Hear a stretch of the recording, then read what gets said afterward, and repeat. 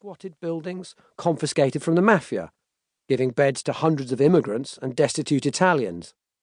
The Cosenza ultras had opened a food bank for the poor and created Italy's first play park for disabled children. One of the most influential fans in the curva was a Franciscan friar. In an era when so many terraces find inspiration in fascism, Cosenza remains devoutly anti-fascist. If anyone was looking for a place to find a counterbalance to the ultra stereotype, Cosenza was clearly it. The more I went back, the more I felt that the city was an expression of the idealistic origins of the movement back in the late 1960s and early 1970s. It was playful, charitable, chaotic, and spectacular. I often met Donata Bergamini, the sister of a Cosenza midfielder murdered in 1989, on the terraces. 30 years after his death, she would be there, in the rain, with the ultras, supporting a team 1,000 kilometres from her home near Ferrara.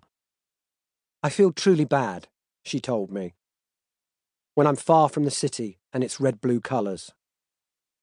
And because Cosenza is a team that has never enjoyed much footballing or financial glory, it has bounced between the lower divisions of Serie D, C and B, going bust now and again, it doesn't draw fans from across the country, let alone the globe.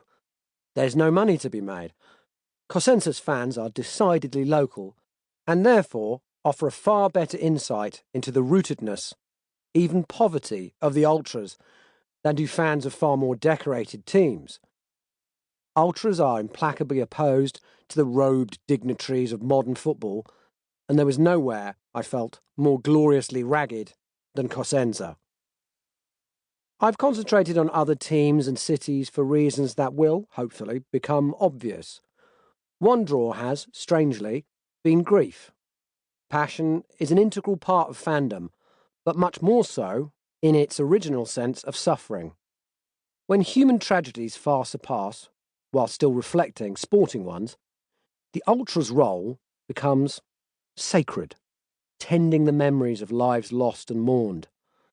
Another reason I've been drawn to certain places was a hypothesis, possibly absurd, that ultra groups reflect their topography.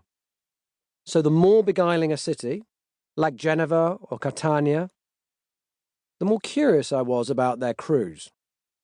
I've been drawn to cities like Rome, where there are local rivalries on the asphalt as much as there are on the grass, but I'm aware that many other famous groups, from Fiorentina, Napoli, Atalanta and elsewhere, are underrepresented, and I wouldn't pretend that these pages are anything like exhaustive.